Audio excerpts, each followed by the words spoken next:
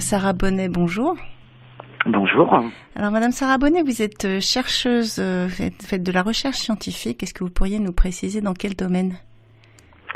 Alors, je suis effectivement directrice de recherche pour l'INRA, l'Institut national de recherche agronomique, et je travaille dans une unité de recherche qui est à la fois ANSES, INRA et École vétérinaire d'Alfort, à Maisons-Alfort, au sud de Paris. Et mes recherches sont tournées sur la compréhension de la biologie et de l'épidémiologie des tiques et des agents pathogènes qu'elles transmettent et bien sûr des maladies qui y sont associées. Alors, les tiques, il faut savoir que c'est le premier vecteur d'agents pathogènes dans l'hémisphère nord, que l'on considère à la fois la santé animale ou alors la santé humaine. Et au niveau mondial, c'est aussi le premier vecteur d'agents pathogènes pour les animaux et le second, bien sûr, après les moustiques qui atteignent énormément la santé humaine, mais c'est aussi au niveau mondial le second vecteur pour la santé humaine. Ce qui est important aussi de savoir, c'est que les tiques ont cette particularité d'être capables de transmettre la plus grande variété d'agents pathogènes, ce qui va inclure à la fois des virus, des parasites et des bactéries, ce qui est quelque chose d'assez rare parce que souvent on a des liens assez stricts entre les vecteurs, pas toujours, mais souvent entre les vecteurs et les agents pathogènes. Et là, on est face à un groupe d'arthropodes qui est capable de transmettre une très très grande diversité d'agents pathogènes. Et l'autre chose qui est important aussi de savoir, c'est qu'il n'existe pas de tique qui soit spécifique de l'homme. L'homme, en fait, va toujours être un hôte accidentel. Ça veut dire qu'il va se faire piquer par des tiques lorsqu'il va pénétrer dans l'environnement où vivent les tiques. Et donc, c'est pour ça que toutes les maladies qui sont liées aux tiques, qui peuvent toucher l'homme, en fait, elles ont toutes des réservoirs animaux. Et c'est pour ça qu'on appelle ça des zoonoses. Quand on parle de réservoir animal, en fait, est-ce que vous pourriez préciser ce que ça veut dire ? Est-ce que ça veut dire que l'animal réservoir, lui, n'est pas vraiment malade, ou est-ce que ça n'a rien à voir avec le fait qu'il soit affecté dans sa santé ou pas ? En gros, pourquoi est-ce qu'on distingue finalement, nous, on n'est pas le réservoir, c'est d'autres animaux qui sont les réservoirs ? Qu'est-ce qui fait la différence ? Alors, pour qu'un cycle épidémiologique et de transmission se fasse dans la nature, tout agent pathogène n'a aucun intérêt à tuer son hôte, parce que sinon il disparaît au même titre que son hôte. Donc, classiquement, quand on va parler de réservoir d'un agent pathogène, effectivement, cet agent pathogène fait peu ou pas du tout de mal en termes de symptomatologie à son réservoir. Mais il y a quand même des animaux qui souffrent un petit peu, effectivement, des agents pathogènes qui les infectent, mais en général, quand on va parler de réservoir, c'est ce réservoir animal qui va permettre de maintenir l'agent pathogène dans la nature, et c'est sur ce réservoir que les arthropodes vecteurs, dont les tiques, vont pouvoir prélever l'agent pathogène pour ensuite le retransmettre. Et souvent, ces réservoirs sont des réservoirs sauvages.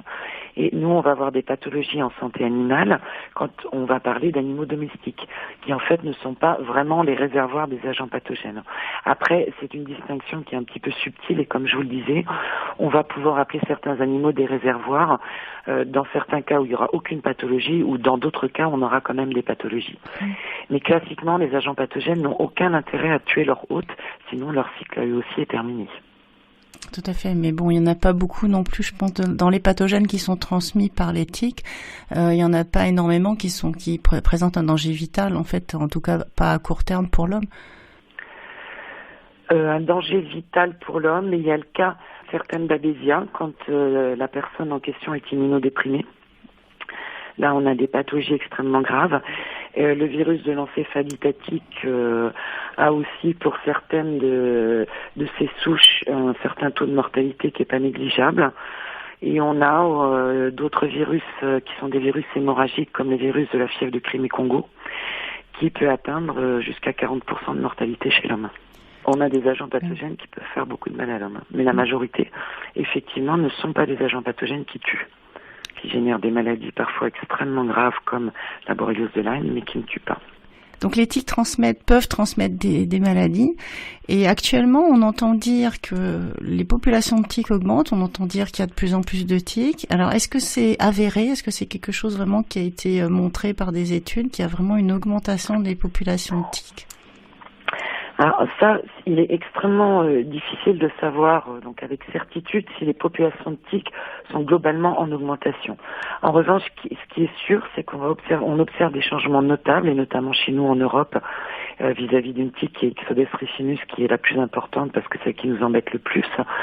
Donc des changements qui, comme je disais, sont notables en termes de distribution des populations de tiques. Ça, on en est certain aujourd'hui.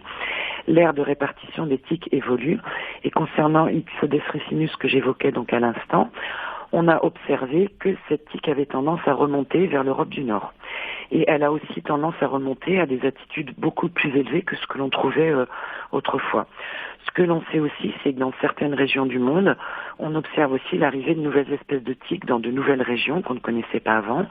Et là, aujourd'hui, c'est le cas, par exemple, avec une tique qui s'appelle Yaloma marginatum, qui est maintenant installée depuis 2015 à peu près dans le sud de la France et qu'on n'avait pas avant sur le continent, qui existait en Corse, mais pas sur le continent.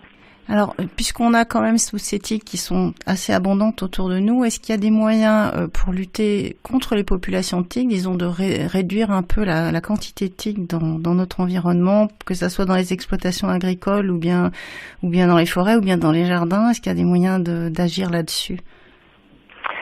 Alors le problème qu'on a avec les tiques, là vous abordez une question qui est très importante et compliquée, c'est que non, on n'a pas beaucoup de moyens pour lutter contre les tiques. Contre les tiques, on va traditionnellement pas parler de contrôle des populations de tiques, parce qu'à l'heure actuelle, on ne sait pas le faire, mais on va plutôt parler de prévention. C'est-à-dire que l'idée est plutôt d'éviter le contact entre les animaux et les tiques et entre l'être humain et les tiques. Parce que diminuer les populations de tiques à l'heure actuelle, c'est quelque chose qu'on ne sait pas faire. Pour les tiques, on n'a pas de lutte biologique qui soit efficace à l'heure actuelle, c'est-à-dire l'utilisation de prédateurs ou de champignons ou autres pour lutter contre les tiques. Ça, à l'heure actuelle, il y a des recherches qui sont faites sur la question, mais on n'a pas encore d'outils pour pouvoir utiliser ce genre de méthode, ce qui serait évidemment l'idéal. On n'a pas non plus de lutte génétique à notre disposition. Par exemple, de fabriquer des mâles stériles qu'on pourrait relâcher dans la nature pour qu'ils rentrent en compétition avec les mâles sauvages et diminuer ainsi les populations de tiques. Ça, pour les tiques, ça ne fonctionne pas encore. En revanche, ce qu'on peut faire, c'est ce qu'on va appeler de la lutte écologique pour éviter le contact avec les tiques, limiter l'entrée de la faune sauvage dans les élevages, par exemple, puisque la faune sauvage va rentrer dans les élevages en amenant les tiques.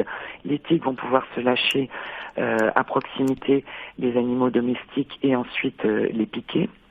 Et aussi limiter les biotopes qui vont être favorables aux tiques en procédant par exemple du débroussaillage aux alentours des pâtures ou des maisons, puisque la plupart des espèces qui nous embêtent ici en France sont des tiques qui vont attendre leur hôte en haut de la végétation, et donc le fait de couper la végétation assez proche du sol et d'entretenir les abords des maisons, des jardins et des pâtures va rendre le biotope défavorable aux populations de tiques et permettre de diminuer dans l'environnement proche la présence de tiques. Après, pour l'homme, en termes de prévention, les conseils qu'on peut donner sont toujours les mêmes, à savoir quand on va dans des régions où il y a des tiques, il faut porter des vêtements couvrants pour éviter que les tiques vous piquent et surtout, en rentrant de promenade, s'inspecter pour essayer de voir s'il y a des tiques, les enlever. Ça, c'est parfait avant qu'il y ait piqûre, puisque la tique va mettre un certain temps à trouver son site de piqûre et à s'installer. Et quand on trouve sur soi des tiques qui sont fixées, qui ont commencé leur repas sanguin, l'idée, c'est de les enlever le plus rapidement possible. Après, on a aussi la solution chimique, comme pour tous les arthropodes hématophages, avec bien sûr, tous les inconvénients de l'utilisation de ces molécules chimiques, qui sont d'atteindre d'autres espèces qui ne sont pas cibles. À l'heure actuelle, tout le monde a entendu, et c'est une réalité, les problèmes qu'on a avec la disparition d'énormément d'espèces d'insectes, ce qui est évidemment quelque chose de dramatique en termes de biodiversité. On a aussi des problèmes de résistance qui commencent à s'installer chez les tiques, donc c'est allé beaucoup moins rapidement que chez d'autres vecteurs, comme par exemple les moustiques, puisqu'on a des temps de génération qui sont beaucoup plus lents. Donc les résistances aux produits chimiques en fait correspondent à des changements génétiques dans les populations des vecteurs. Donc quand on a des temps générationnels beaucoup plus longs, ça met beaucoup moins de temps à s'installer. Mais on a certaines espèces de tiques pour lesquelles dans le monde on a des régions où elles sont 100% résistantes à tous les acaricides qu'on a à l'heure actuelle. On constate effectivement que on a des animaux domestiques qui sont quand même piqués par des tiques malgré le port de colliers répulsifs et acaricides. Donc ça témoigne quand même d'un début d'installation de résistance à ces produits pour les populations de tiques chez nous. Tout à fait. C'est quelque chose auquel il va falloir faire face sans doute assez prochainement. Et malheureusement, à l'heure actuelle, en France, on n'a pas de système de surveillance de l'apparition de ces résistances. Il n'y a pas de laboratoire qui travaille sur la question, donc on n'a aucune donnée sur l'apparition de ces résistances pour l'instant. Madame Bonnet, vous avez participé aux tables rondes du Sénat qui ont eu lieu au printemps dernier sur la maladie de Lyme et les autres maladies transmises par les tiques. Au cours de ces tables rondes, vous aviez déclaré « Les tiques ne sont pas des seringues à pattes ». C'est une jolie formule, mais justement, j'aimerais que vous expliquiez en quoi, justement, les tiques ne sont pas des seringues à pattes. Alors l'idée, c'est comme je vous l'ai mentionné tout à l'heure, les tiques ont ça de particulier comme vecteurs arthropodes, c'est qu'elles sont capables de transmettre la plus grande variété d'agents pathogènes. Comme je vous le disais, on va trouver des virus, des bactéries, des parasites. Mais effectivement, si j'ai utilisé cette formule-là, c'est parce que malgré tout, ces tiques ne sont absolument pas capables de transmettre tout et n'importe quoi. Quand un arthropode vecteur va transmettre un agent pathogène, cela implique des relations extrêmement spécifiques qui se mettent en place entre l'agent pathogène et le vecteur. Et ce sont ces relations très spécifiques qui se font donc au niveau moléculaire, qui vont faire qu'un vecteur va ou non transmettre un agent pathogène, et c'est ce qu'on va appeler la compétence vectorielle. Donc tel ou tel arthropode va être capable ou non de transmettre tel ou tel agent pathogène. Et donc, a fortiori, toutes les espèces de tiques ne vont pas transmettre les mêmes agents pathogènes, et toutes, donc évidemment, ne vont pas transmettre la bactérie responsable de la maladie de Lyme que l'on connaît le mieux à l'heure actuelle. Et de plus, toutes les tiques ne sont fort heureusement pour nous pas infectées par des agents pathogènes. La majorité des tiques que l'on collecte dans la nature n'ont aucun agent pathogène qu'elles vont être à même de transmettre. Et de plus, on sait que tous les agents pathogènes qui sont présents dans les tiques ne vont pas forcément être pathogènes pour l'homme. Elles peuvent l'être pour l'animal, par exemple, mais pas pour l'homme. Et lorsqu'une tique est infectée par un agent pathogène, elle ne va pas non plus forcément transmettre l'agent pathogène en question. Et ceci, entre autres, parce que heureusement pour nous, ici aussi, nous avons un système immunitaire qui est efficace dans la plupart des cas et qui va nous permettre de nous défendre contre ces agents pathogènes. Donc c'est pour ça que j'ai parlé du fait que les tiques n'étaient pas des seringues sur pattes, parce qu'elles ne sont absolument pas capables de transmettre tout et n'importe quoi. À l'heure actuelle, on est absolument incapable de savoir ce qui se passe au moment de la transmission chez une tique qui va être polyinfectée, parce que ça existe. Il existe des co-infections des tiques dans la nature, mais on ne sait pas du tout ce qui va se passer entre les agents pathogènes qui sont présents. Ils peuvent rentrer en compétition, comme ils peuvent se faciliter la tâche, ils peuvent s'exclure, on n'a absolument aucune idée de comment ils vont être transmis. Même si la transmission n'est pas systématique, il y a quand même des risques cumulés à force d'être piqué. Et c'est justement pour ça que ça m'intéresserait que vous nous parliez justement de l'objet de vos recherches actuelles, puisque vous travaillez sur la possibilité de fabriquer un vaccin qui viserait non pas les différents agents pathogènes qui sont potentiellement transmis par une tique, mais la salive de la tique elle-même. Donc, est-ce que vous pourriez nous expliquer déjà pourquoi c'est cet axe de recherche, et puis plus de détails justement sur les molécules que vous ciblez, la façon dont vous travaillez? Ah oui, on l'a déjà évoqué ensemble, du problème actuel que l'on a vis-à-vis des acaricides, qui est le seul moyen de lutte réellement efficace que l'on a contre les populations de tiques, à savoir la contamination de l'environnement, des produits issus de l'élevage, l'apparition de résistance et autres. Donc, à l'heure actuelle, nous, en tant que scientifiques et entomologistes, on est face effectivement à la nécessité de trouver de nouvelles méthodes de lutte contre les tiques. Et donc, comme on l'a mentionné aussi précédemment, les tiques vont potentiellement être co-infectées par plusieurs agents pathogènes, et une même espèce de tique va être capable de transmettre plusieurs agents pathogènes différents. Si l'on considère Ixodes ricinus, par exemple, qui est la tique la plus importante et qui nous pose le plus de problèmes ici en France, c'est une tique qui va être responsable de la transmission de bactéries, la plus connue et la plus importante évidemment étant la bactérie responsable de la maladie de Lyme, mais c'est aussi cette même espèce de tique qui va être responsable de la transmission de parasites du genre Babesia, ou encore de virus comme le virus de l'encéphalite à tique. Donc notre idée, c'est plutôt que de viser indépendamment chaque agent pathogène qu'une tique pourrait être susceptible de vous transmettre, c'est de viser directement le vecteur pour, grâce à un seul vaccin, bloquer la transmission de l'ensemble de ces agents pathogènes d'un seul coup. Et donc, nous, notre approche est d'utiliser comme cible des composants de la salive de la tique.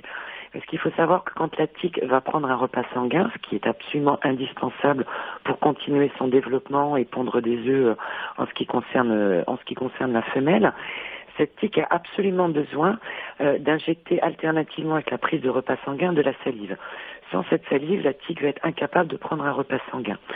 Donc notre idée est de cibler des composants de la salive de la tique qui sont essentiels pour cette prise de repas sanguin, de façon à bloquer le gorgement de la tique avant qu'il y ait transmission d'agents pathogènes. Parce que dans la plupart des cas, malheureusement, ce n'est pas le cas pour les virus qui sont transmis immédiatement, mais pour les bactéries et pour les parasites, on a un délai dans la transmission des agents pathogènes entre les débuts de la piqûre de la tique et cette transmission. Donc nous, notre espoir, c'est de bloquer le gorgement des tiques avant qu'il y ait lieu cette transmission.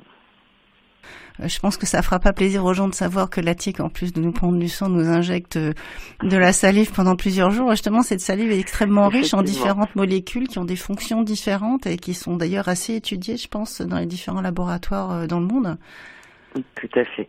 Oui, tout à fait. La salive de tique est une substance absolument incroyable qui, nous, chercheurs, nous intéresse énormément puisque c'est un concentré de tout un tas de composants qui, comme je vous le disais, vont permettre à la tique de prendre son repas sanguin dans les meilleures conditions possibles et de prendre d'ailleurs tout simplement son repas sanguin. Et je pense que vous l'aurez remarqué, comme tout le monde, quand vous êtes piqué par une tique, vous ne sentez absolument pas la piqûre. Et cela est dû en fait aux composants de la salive de la tique qu'elle va vous injecter au moment de la prise du repas sanguin, puisque dans cette salive, on va trouver des substances qui sont anti-inflammatoires, par exemple, des substances qui sont antidouleurs, des substances qui sont immunomodulatrices, c'est-à-dire que ces substances vont agir sur votre système immunitaire pour empêcher votre système immunitaire de rejeter la tique. Puisque la tique, au moment où elle va prendre son repas sanguin, elle va insérer ses pièces buccales à l'intérieur de votre peau, ce qui correspond à un élément étranger. Et comme à chaque fois qu'un élément étranger pénètre notre organisme, notre système immunitaire réagit forcément pour éliminer cet élément étranger. Et là, la tique a cette particularité d'avoir dans sa salive des éléments qui vont bloquer ce système immunitaire. On a aussi des substances qui sont extrêmement intéressantes, qui sont des substances anticoagulantes extrêmement puissantes, puisque vous connaissez à peu près la taille d'une tique. Vous imaginez bien que le canal alimentaire par lequel la tique va absorber son sang est quelque chose d'extrêmement fin. Donc si on a le moindre problème de coagulation du sang qu'elle absorbe, ce canal va être bouché, elle ne pourra pas prendre son repas sanguin. Et donc pendant les nombreux jours où la tique reste installée sur son hôte à prélever du sang, elle va continuellement injecter aussi des substances anticoagulantes de façon à avoir un apport de sang fluide sans aucune coagulation. Et donc si on arrive à identifier l'une ou l'autre de ces molécules et à les bloquer par le biais d'une vaccination de l'hôte qui va être piqué par la tique, on pourrait avoir soit par exemple le système immunitaire de l'hôte qui va redevenir capable de rejeter la tique, ou alors si on bloque ce phénomène anticoagulant, la tique ne pourra plus absorber de sang, elle va se détacher et mourir, et tout du moins ne rien transmettre. Et du coup, forcément, on n'aura pas de transmission d'agents pathogènes. On peut aussi envisager de cibler des molécules qui sont indispensables à la transmission des agents pathogènes, puisqu'on y revient à la discussion qu'on avait précédemment sur le fait qu'il existe des relations extrêmement fines entre l'agent pathogène et la tique qui font que telle ou telle tique va être capable de transmettre tel ou tel agent pathogène. Et si on arrive à identifier ces mécanismes et à les bloquer, on pourrait aussi envisager de bloquer directement la transmission des agents pathogènes. Est-ce que vous avez quand même la possibilité, l'espoir de pouvoir cibler par un même vaccin plusieurs espèces de tiques? On sait qu'Ixodes ricinus est quand même le vecteur principal qui nous embête, nous les êtres humains, mais bon, il y a d'autres tiques. Est-ce qu'on va pouvoir faire un vaccin qui soit qui touche plusieurs espèces de tiques ou c'est difficile? Alors ça, effectivement, c'est notre espoir de pouvoir identifier des molécules de tiques qui soient communes à plusieurs espèces de tiques et qui permettent de protéger contre plusieurs espèces. Pour l'instant, on travaille, comme vous le disiez, sur Ixodes ricinus. Après, l'idée, c'est d'aller voir chez d'autres espèces si on trouve des molécules équivalentes qui pourraient aussi être ciblées et de faire des essais avec d'autres espèces de tiques. Mais après, il faut aussi garder à l'esprit que les différentes espèces de tiques vont aussi avoir des hôtes de prédilection pour prendre leur repas sanguin. Alors, on a des tiques comme Ixodes ricinus qui, vulgairement parlant, peuvent manger un peu sur tout et n'importe quoi. Mais après, vous avez d'autres espèces de tiques qui vont être beaucoup plus spécifiques, qui vont manger, par exemple, que sur les bovins, ou alors préférentiellement sur les oiseaux, ou sur les chiens. Et là, forcément, du coup, il va falloir vacciner l'hôte que l'on souhaite protéger. Bien sûr, donc il faut aussi adapter le vaccin à l'espèce animale que l'on souhaite protéger. On rappelle que vous travaillez à l'INRA, donc effectivement vous travaillez plus sur la santé animale. Donc je suppose que les vaccins, si vous arrivez même à mettre au point un vaccin qui soit assez large et qui puisse recouvrir plusieurs espèces de tiques, de toute façon, vous travaillez sur un vaccin qui sera utilisé chez les animaux, pas chez les êtres humains. Voilà, tout à fait. Là, nous, on est sur le développement de vaccins en santé animale. Mais bien sûr, comme je vous le disais, comme les espèces de tiques sont partagées entre l'homme et l'animal, si ensuite il y a des personnes spécialistes du développement de vaccins chez l'homme qui veulent s'emparer des molécules qu'on aura identifiées, ce serait absolument formidable. Mais nous, c'est pas dans nos compétences. Et la mise en place d'une vaccination chez l'animal, c'est quelque chose qui est déjà extrêmement long. Mais chez l'être humain, évidemment, c'est encore beaucoup plus long. Mais il y a néanmoins quelque chose qu'il faut garder à l'esprit, c'est que en développant une vaccination contre les tiques à destination des animaux, donc bien sûr, notre idée, c'est de protéger les animaux, parce qu'on a un certain nombre de pathologies chez les animaux qui sont embêtantes. Mais en vaccinant les animaux, quelque part, indirectement, on pourrait aussi protéger l'homme, puisque si on bloque le gorgement des tiques, on a un petit espoir de diminuer les populations de tiques, même s'il faut être réaliste avec Ixodes ricinus, ça va être extrêmement compliqué, puisque comme je l'évoquais, cette tique est capable de se gorger sur énormément d'espèces animales différentes, incluant la faune sauvage. Donc bien sûr, on ne va pas aller vacciner les rongeurs, quoique pourquoi pas, ça pourrait être possible par voie orale, mais les oiseaux, par exemple, les cervidés ou autres, ça va être quelque chose d'extrêmement compliqué. Mais néanmoins, on pourrait essayer de diminuer les populations de tiques à proximité de nos animaux domestiques. Et si on arrive à bloquer la transmission d'agents pathogènes, on va aussi indirectement protéger l'homme en diminuant la circulation d'agents pathogènes par ces populations de tiques. Alors, le délai qui pourrait être nécessaire, là, c'est toujours des hypothèses, mais entre le moment où vous, par exemple, vous arriverez à mettre au point un vaccin ou un ensemble de vaccins pour des populations animales, si en médecine humaine, un laboratoire de recherche s'emparait du problème à partir de vos résultats et voulait l'adapter à l'humanité pour qu'on puisse avoir un vaccin anti-tique pour les êtres humains, vous estimez le délai de combien à peu près ? C'est assez difficile à dire, mais certainement un minimum de 10-15 ans. Oui, donc on a encore pendant plusieurs années d'autres choses à faire pour se protéger que d'espérer le vaccin. Et pour terminer, est-ce que à votre avis, c'est une vaccination, une fois qu'elle serait hypothétiquement mise au point d'ici un certain nombre d'années, est-ce que vous pensez qu'il faudrait vacciner la population générale ou le limiter plutôt aux populations alors j'ose même pas dire les populations à risque dans la mesure où on est tous plus ou moins à risque, mais disons des populations ciblées comme les agriculteurs, les forestiers, les gens comme ça. Mais après, moi c'est une question qui est c'est un petit peu difficile d'y répondre. En première intention, j'aurais plutôt tendance à penser que ça serait pour les personnes particulièrement exposées aux tiques qui sont les forestiers par exemple, ou les gens qui ont une exploitation agricole, mais il faudrait effectivement inclure aussi les randonneurs. On peut envisager quelque chose comme ce qui est fait par exemple dans des pays d'Europe centrale où on a une vaccination qui existe contre l'encéphalite à tique. Et cette vaccination est à destination des gens qui sont les plus exposés, qui vont aller particulièrement dans les biotopes où est Ixodes ricinus qui transmet ce virus. Madame Sarah Bonnet, merci beaucoup pour toutes ces informations et on vous souhaite une bonne continuation dans vos recherches parce qu'on y a un intérêt particulier. Eh bien écoutez, c'est moi qui vous remercie.